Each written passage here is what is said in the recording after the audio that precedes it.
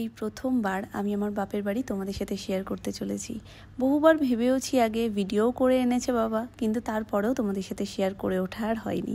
আমার ছোট থেকে বড় হয়ে ওঠা সমস্ত স্মৃতি, ভাই বোনের খুনসুটি সবটা আজকে তোমাদের সাথে শেয়ার করব। তবে তার আগে কিছু জিনিস তোমাদের সাথে শেয়ার করার আছে। তোমরা এখন যেটা দেখতে পাচ্ছ সেটা বর্তমানে আমার শ্বশুরবাড়ি। মেয়েদের জীবনটা ভারী অদ্ভুত না? ছোট থেকেই যেটা জেনে আসছি, নিজের বাড়ি, সেই বাড়িতে মাত্র কয়েকটা দিন কাটিয়ে চলে আসতে হয় শ্বশুরবাড়িতে, আর সেই বাড়িতেই গোটা জীবনটা কেটে যায়। আর তখন নিজের বাড়িটা হয়ে যায় বাপের বাড়ি। কোনো কোনো সময় অভিমানে আমরা বলেই ফেলি, নামেই দুটো বাড়ি, একটাও কি নিজের?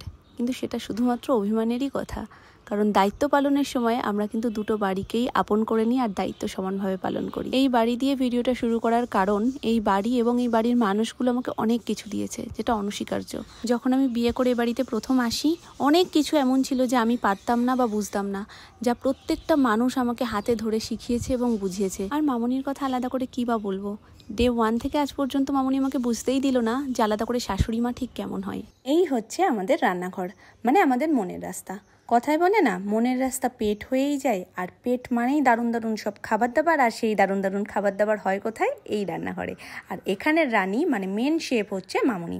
তো মামনি প্রত্যেক দিন অনেকখানি হাসি নিয়ে আর অনেকটা পজিটিভিটি নিয়ে আমাদের প্রত্যেকের জন্য নানান রকমের জিনিসপত্র বানায়, যেগুলো আমরা পছন্দ করি। আর আমি বহুবার বলা সত্ত্বেও আমাকে রান্নাঘরে রান্না করতে দেওয়া হয় না।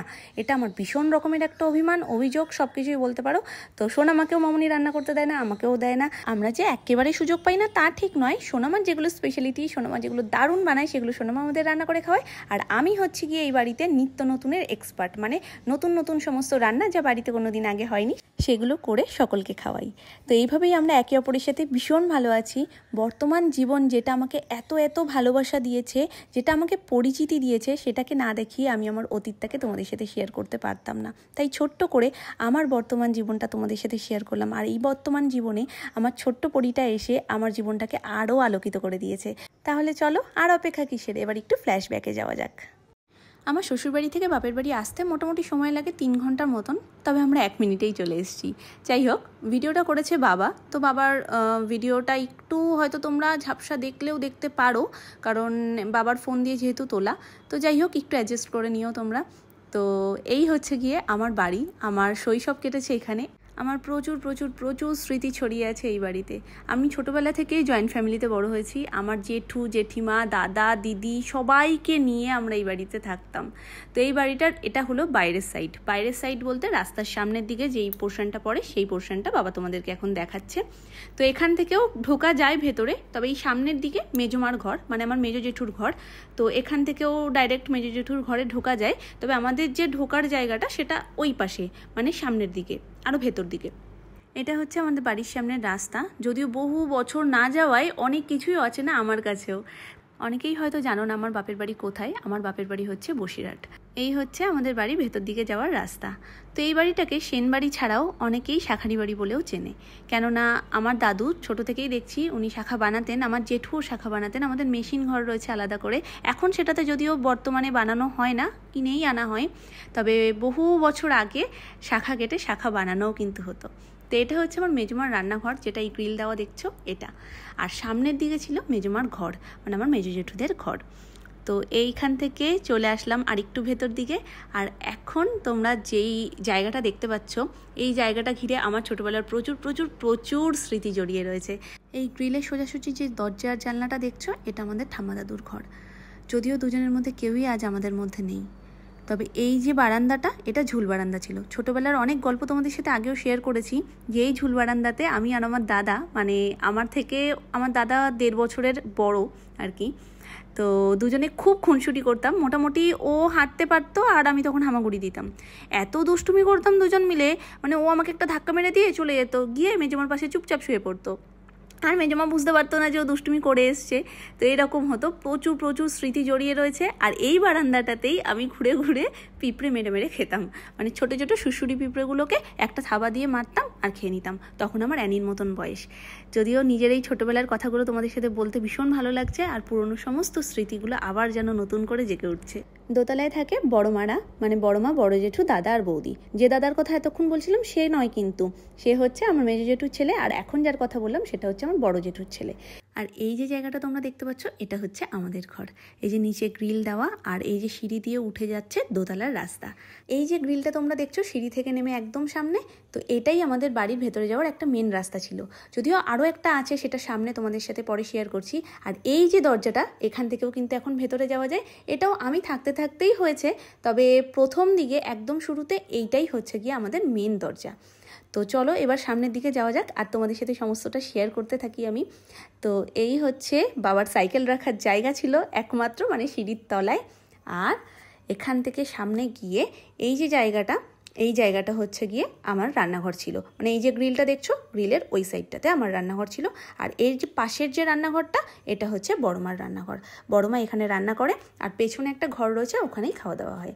এই হচ্ছে আমাদের কলতলা, সামনে একটা কল রয়েছে। জানি না এখন কলে জল পড়ে কিনা, বহু বছর যেহেতু যাইনি তাই জানিও না যে কলটা এখন ঠিক আছে না নেই। তবে এটা হচ্ছে আমাদের কলতলা। মেন কাজ টাজগুলো আমরা কিন্তু এখানেই করতাম। এই যে সামনের গ্রিলটা দেখছো, তখন এই গ্রিলটার কথাই বলছিলাম, মানে আমার ঘর আর রান্নাঘরের ঠিক মাঝামাঝিতে।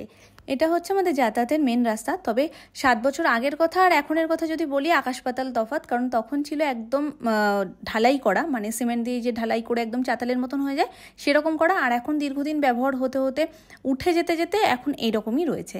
আর এটা হচ্ছে আমাদের ব্যাক সাইড, মানে পিছন সাইডটা। আর আমাদের বাগানে কি গাছ ছিল না, মানে মোটামুটি সব কিছুই তোমরা ওখানে পেয়ে যাবে।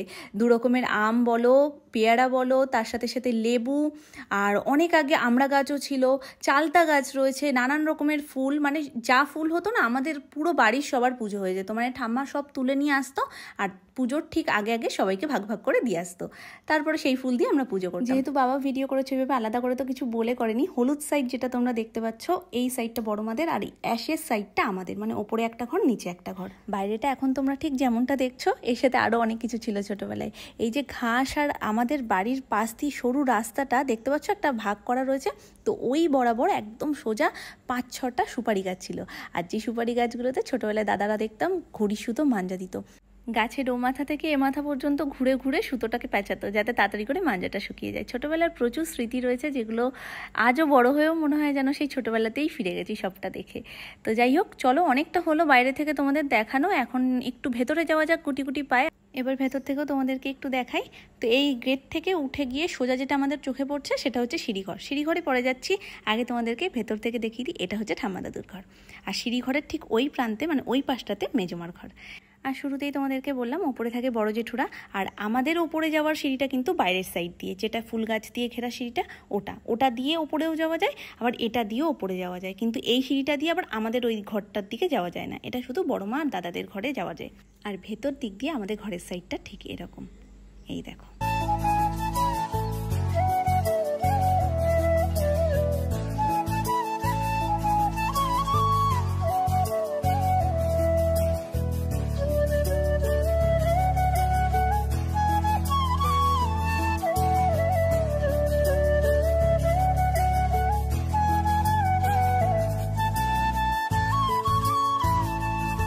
সিঁড়ি দিয়ে উঠেছি, ফাঁকা জায়গাটা তোমরা দেখছো, মোস্ট অফ দ্য টাইম ওটা ফাঁকাই থাকে, কারণ ওই ছাদটা আমাদের খুব একটা ব্যবহার হতো না।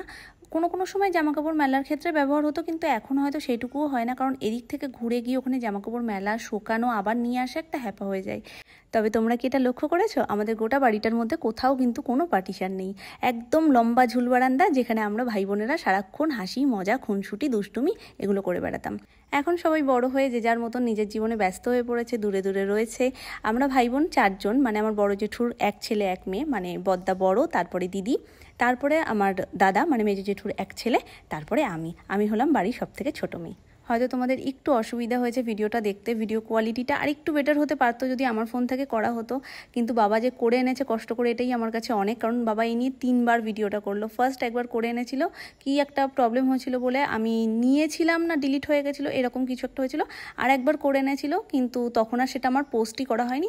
তার মধ্যে আমি অন্য ভিডিওগুলো, মানে পুরোনো ভিডিওগুলো ডিলিট করতে করতে ওটাও ডিলিট হয়ে গেছে।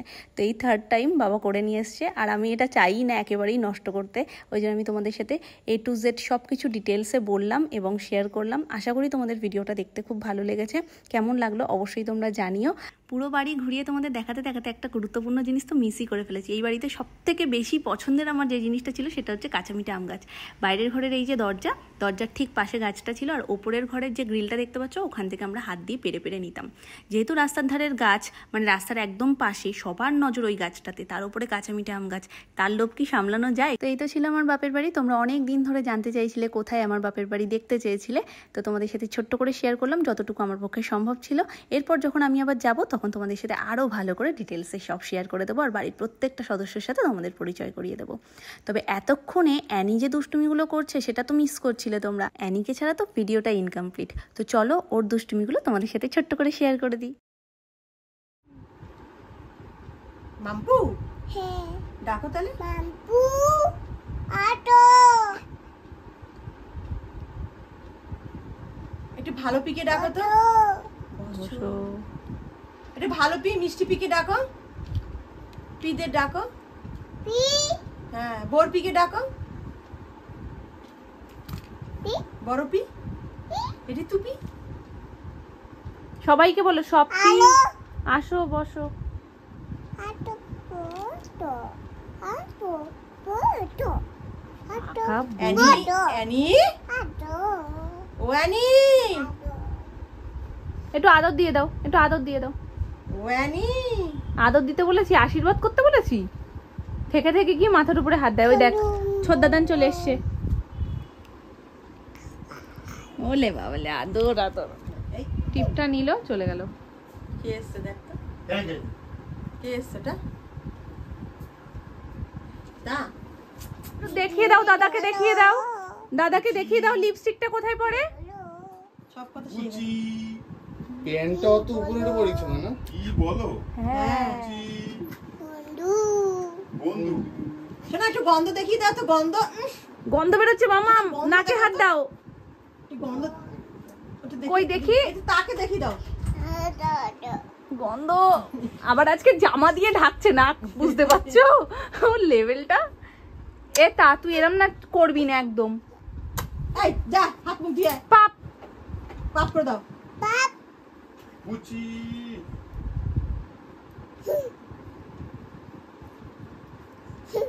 যাবে না। দে পুরো মৌমাছি মাছি নিয়ে শোনা, তুই বড় হস না, তুই এরকম ছোট্ট থাক। হ্যাঁ নানা নানা কেন পাপ পাখি পাপড় দিচ্ছ? আচ্ছা, টিকটিক নেবে? বোন পাপ। বোন হ্যাঁ মন হ্যাঁ। আলো বোন হ্যালো ফোন দিদি। ফোন, আমি তাহলে ঠিকই বুঝেছি। আমি ফোন ফোন কি বলছে। দিদি হ্যাঁ দিদি, ও সকাল আজকে তো আমার বলছে ওই ব্যাটারিটা, ফোনটা হাতে নিয়েছে না, ব্যাটারি নেই, এইটা বলছে দিদি ফোন না নানা নেবে না। না কি এতে কি আছে?